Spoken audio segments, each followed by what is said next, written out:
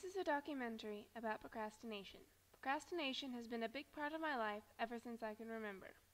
Whenever I learn about a new deadline, I immediately start judging how long I can wait to start something. Can I take a nap, read that book I've been meaning to get around to, or do I have to start right away? For me, procrastination has become a reaction. Procrastination is defined as purposive and needless delay in beginning or completing tasks. Most people think that procrastination is a simple, I feel like doing that right now, or I really don't. In all reality, it's a bit more complicated. Studies say that procrastination can be the result of many different things, such as rebellion against control, lack of assertion, perfectionistic standards, or even fear of failure.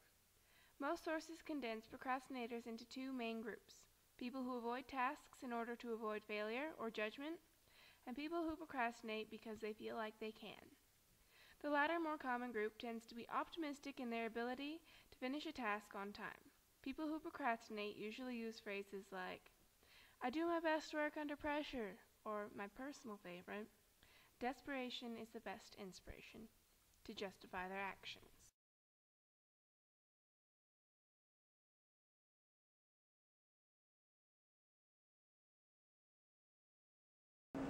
On my New Mexico history as of last semester of 9th grade of high school, I procrastinated until the last 2 days of the final due date.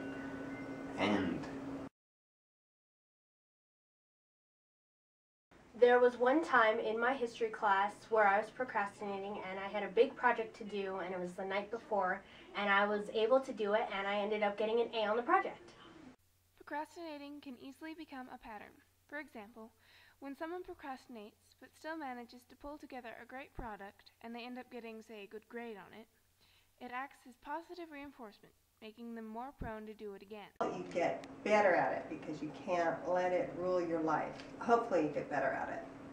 You fall into that trap where you feel like you're always going to have time. If you put it off, you get it done. That doesn't always happen. And if you're a good procrastinator, no one can tell that you're procrastinating. Psychologists have found that approximately 95% of college students procrastinate. A lot of people do it, but that doesn't make it a good idea. Studies have also found a correlation between students' health and whether or not they procrastinate.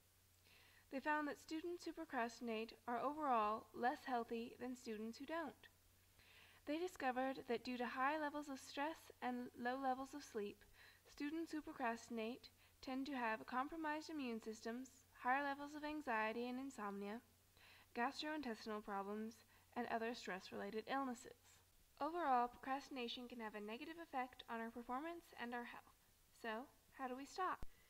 Learning not to procrastinate is a lot like trying to kick any other habit. It takes time and patience.